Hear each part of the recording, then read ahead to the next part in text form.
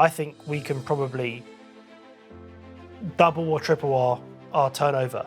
And obviously our EBITDA will go up with that without having to double or triple our headcount.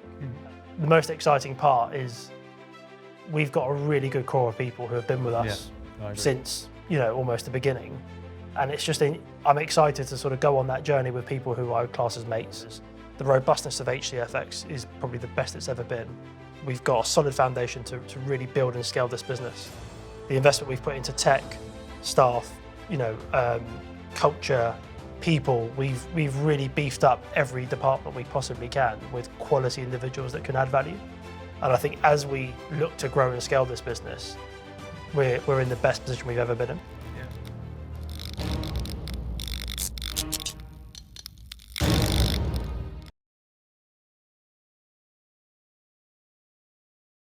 Welcome to the WTFX podcast. This is brought to you by Hamilton Court. We're a little bit late to the podcast party, but better late than never. We thought we'd kick this off really just with a conversation between myself, Mark, and Tony, the chief exec of Hamilton Court, because this is our 10th year in business, or probably 9 plus a COVID year, but we'll get into that. So, Tony, straight to you with a question of what was the motivation for getting Hamilton Court started? Oh, that's an interesting one. So yeah, having worked in the industry for a while before, and obviously working with you, I just felt that the environments that I guess were available for people like you and I at the time, effectively to business development managers or dealers, so to speak, were somewhat limited. And I thought that the mentality about how you effectively were told to sort of conduct business was quite archaic. And I just felt that I could do it better. I just felt I could provide solutions to customers that were transparent and actually were consistent from start to finish. So what was I promising a customer on the phone, or a prospective customer, was about quality of service, honesty, integrity, transparency. But I really wanted to deliver that 5 years down the line. So I didn't want that to get lost because of some KPIs that my manager were telling me I had to achieve, and that meant effectively whatever I promised day one was going to get lost because I was more worried about hitting my target, and therefore service to customers would effectively be diluted. So one of the things that we always spoke about, Mark, is that we said that we never cared about being the biggest FX provider in the market, but we always thought about being the best. And I just thought that we could do that. And I didn't think it was rocket science. It's not about reinventing the wheel, so to speak, but I think what we do it really well. And I'm proud of what we've achieved over the last 10 years, or 9 plus 1 COVID year. Yeah, indeed. And when you look back over the years that we've been through, do you think we've managed to stay on that message and deliver on that message consistently? So. Yeah, I think so. I think, look, nothing ever goes up in a straight line. I think there have been times where we've probably could have done better in certain things.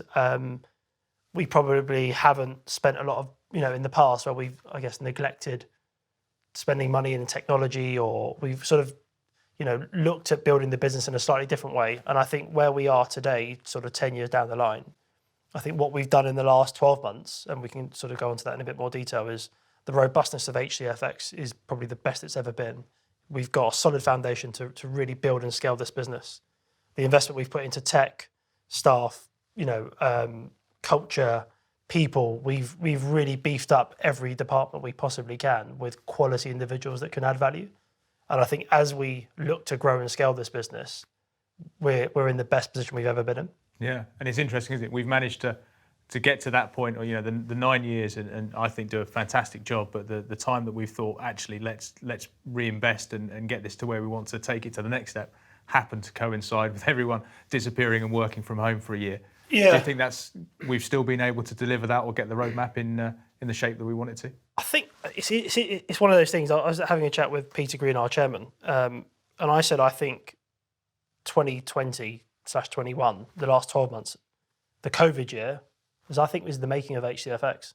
I think it's the rebirth of us. I think it's having, we're never going to have had, we would never have had the opportunity in a normal working environment to look at the business holistically without feeling we're taking our foot off and then getting really insecure about taking time off to think about it. And I think where we've all had to work from home, especially in the first lockdown, we've all managed to look at this business in a very different way. And I've always said it takes someone to work on the business and not in the business to really understand and make those critical decisions. And I think we'll look back in 5 years' time and think this was such an important year for us, where we made some really tough and critical decisions. Where if we look back, sort of prior to COVID, we never would have made those decisions. Yeah. And I think we never would have spent the money we're spending on tech, or we never would have hired the amount of resource we have in compliance or settlements or banking, or hiring people that can help us in ways that we never thought we needed help in. Yeah. And I think that's testament to us growing, really, as also individuals. Yeah, it's interesting that we're almost loading up on the costs in the scariest of times to be able to do it. But that investment, hopefully, and certainly will put us in such a good stead for the next 10 years. And I guess without giving away too much in the way of trade secrets, what do you see for the next 10 years? Oh, good question. I think the market's evolving. I think what's also interesting, I think if you look at our industry, it's probably 20 years old. Mm-hmm. Some of the first players are probably only 20 years old, 25 maybe. But the people within our industry are also maturing. So the market's becoming much more mature. We've seen a lot of consolidation. There's been some IPOs. There's been a lot of PE-backed deals. But we still remain truly independent. And I think that's what really gives us an edge. So we don't have shareholders or a share price that we have to sort of keep up high and maintain. If we have a bad quarter or a bad month, it's not the end of the world. So I think that really gives us an edge. Whereas obviously the other guys on the other side of that will say that's what makes us worse than they are. But for us, it's about how do we scale this business with quality people, doing it in the right way that, again, is customer-centric, making sure that our repeat business remains as high as it is, but also we're winning good business and we're winning a loyal client base. So to answer your question more specifically, I think we can probably double or triple our turnover, and obviously our EBITDA will go up with that without having to double or triple our headcount. Mm-hmm.